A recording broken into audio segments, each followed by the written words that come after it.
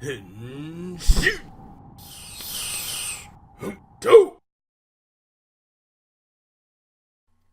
guys, welcome to this episode of the Kamen Tokukast. I'm your host, the Frozen Stratos. Here with me today we have... The Cinder Blaze. And Makotoa.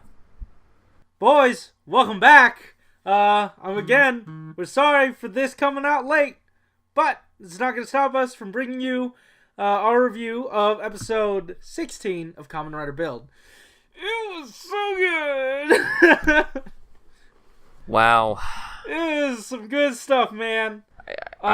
Yeah.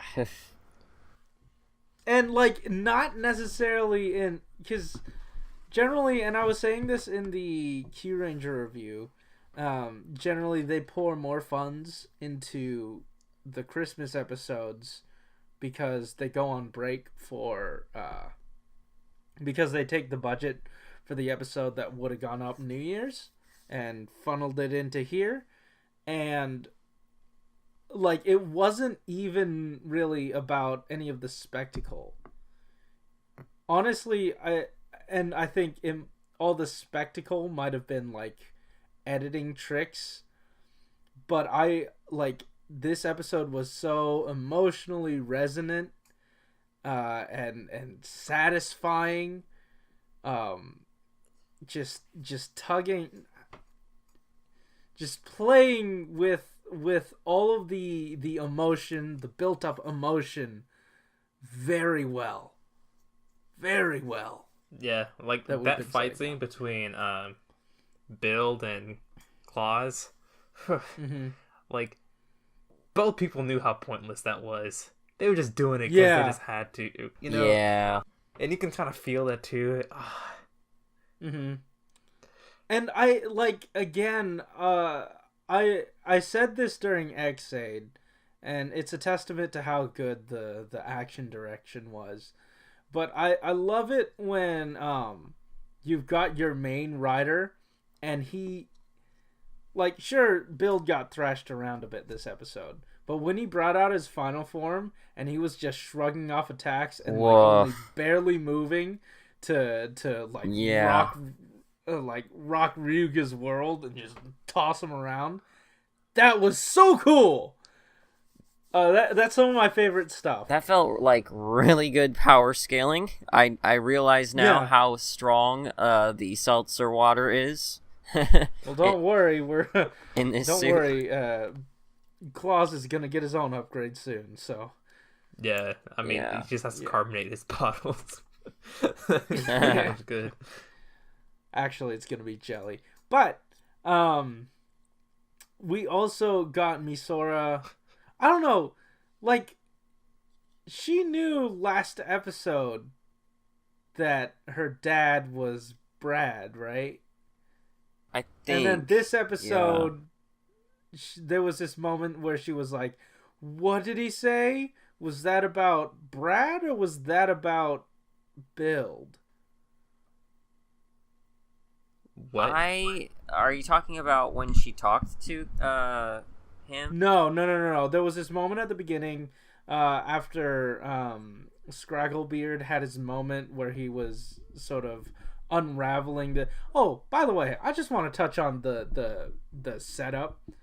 Because, Night Rogue was telling us everything that happened to get us to this point.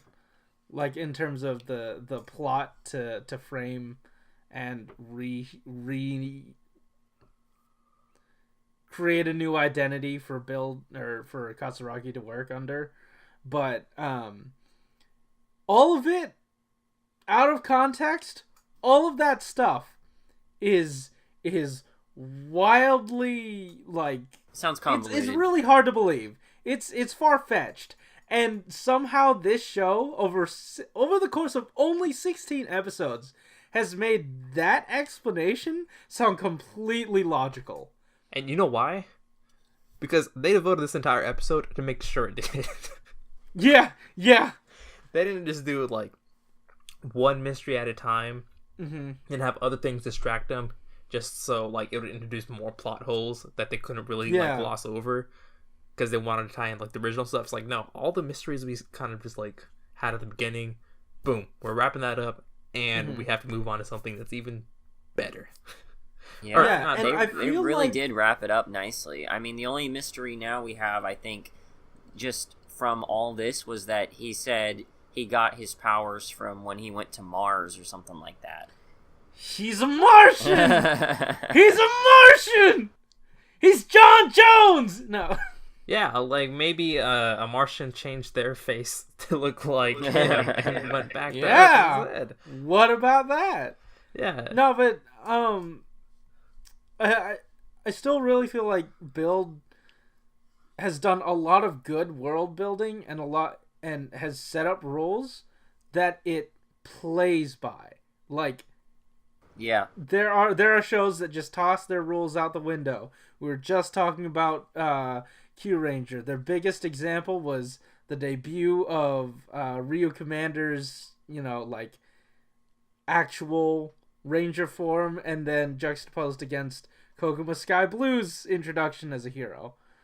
That was horrible in terms of like how they biffed their own rules the next episode. This one, like, Build is so consistent. Consistently consistent. Smart. Yeah, and again, everything feels logical because we've played by these rules for 16 whole episodes. Yeah.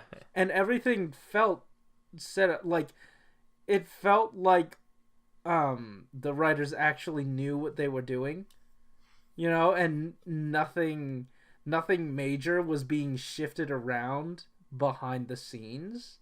Yeah. In terms of like, oh hey, maybe we're gonna need to take a new direction in this because something or other happened in production, or like ratings are down or something. Like, luckily Build has had a succinct story, and I feel like that it really helps it in a franchise that hasn't had the best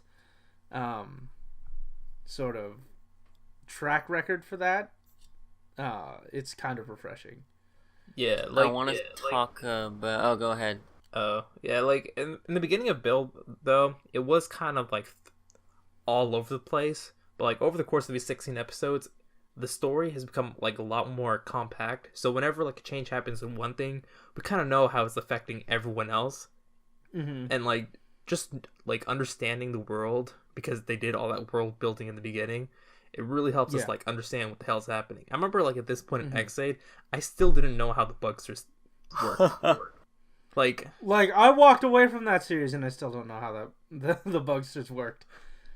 Yeah. Watch the whole thing. Remember how X-Aid just randomly grabbed Palad out of thin air when Palad tried to disappear? That was like, not this time.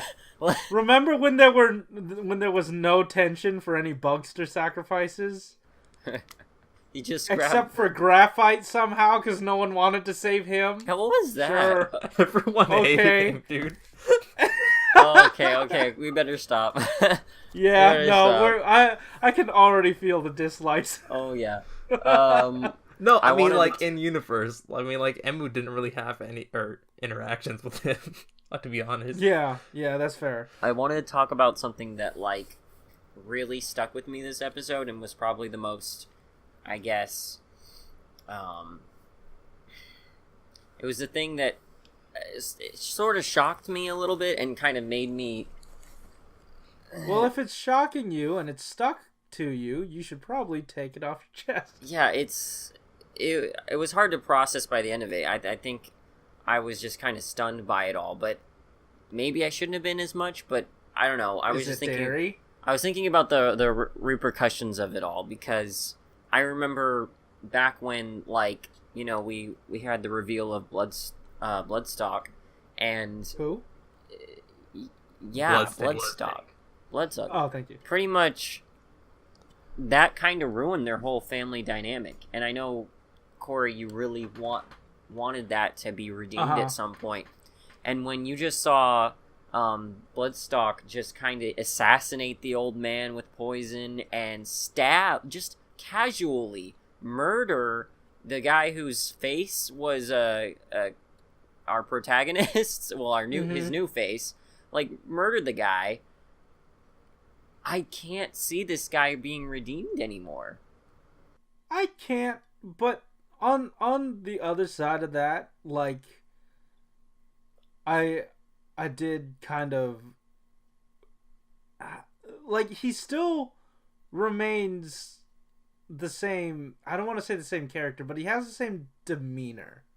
I don't know. Like, the thing He's about still, like that. his treatment of like the whole family setting, I kind of like feel like he like appreciates it, but he has his own ambitions, and that's why he's like pushing it off to the side. But he did like enjoy it for what it was when he was, kind of like undercover, I guess. I'm sure. It's just like there's a level of depth it brings to that villain character. You know what I mean? I mean, it makes him a great villain, and but he's stuck that way. He can't go back from from killing somebody in cold blood. This poor innocent, like, this, he's rock star or whatever, but just stabbed him right in the back, like, through it. Right. I don't look. If my theory maintains that he is a Martian, the real dad could very well be alive. Okay. That's what I'm hoping for. Well, Martian stock. I wouldn't mind if that was, it does seem sort of cop-out-ish, but I mean, it's something they can play with, so yeah. Like, I'm always up for that. Yeah. It's gonna be interesting. By the way, one of my favorite parts of the episode was when Sento, now remember, he's not Katsuragi, he's not Rockstar Dude, he is Sento. When he walked out onto the, like, this harbor or something, and then he talks with Misora, which she's out in the open for some reason, but that's something else. When they were talking, and she gave him, like, even though it's really easy it's really hard for Bill to grapple with his new identity. Everyone around him sees it so simply, and they still believe in and trust in him. And I feel like Misora's willingness to go up and talk to him, and like that whole conversation they had together, it was really sweet, and it reflected well on the build cast and the characters it set up, because they don't hold grudges too long, and it doesn't bog down the show, and it makes me so happy. Like, you don't get these scenes. You don't get that Misora scene a lot. Yeah. Like, we can't always have nice things, but Build is willing to give us nice things in the face of a lot of bad things, It balances well. Yeah. Wasn't this episode where our facial hair villain got to give his final exposition at the end, or was that the previous episode? I think it was like the middle of this episode. It was this episode. Yeah. Scragglebeard. I mean, it was toward the end, because we got our reveal of Kamen Rider Grease. Oh, and I learned from Did You Know Toku that design was a scrapped Kamen Rider Ghost villain design. It was supposed to be the antithesis of his infinite form. Go figure, because I couldn't help but feel like this suit doesn't really fit as well, in my opinion. Yeah. It doesn't fit this genre or this show specifically, style-wise. I was thinking that too. Yeah, neither does X8's final form, but we had to deal with that. Did you guys? You guys saw the preview. You saw Claw's new form. Yeah. It's not good.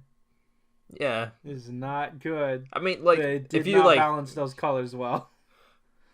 His suit is kind of hard to like one up, because it either has to be like final form looking, or just mediocre.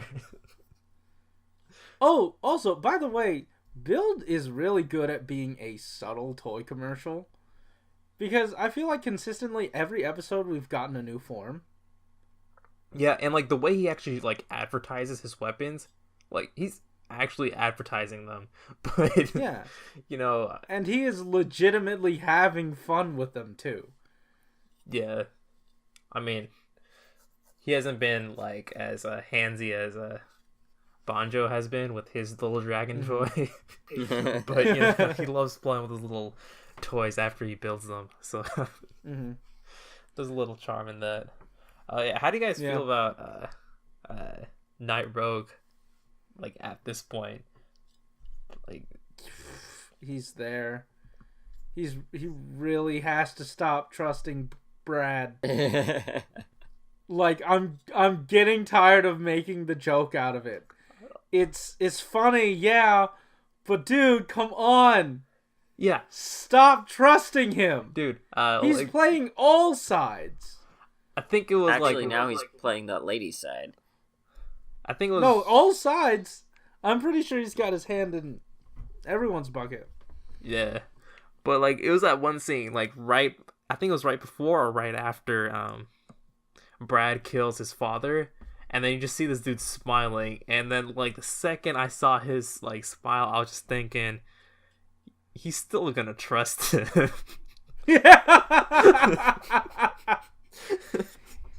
Oh, poor naive villain. I feel like he's probably gonna die soon, but his suit has like it's the like best friend. potential to have like the best power-ups, honestly.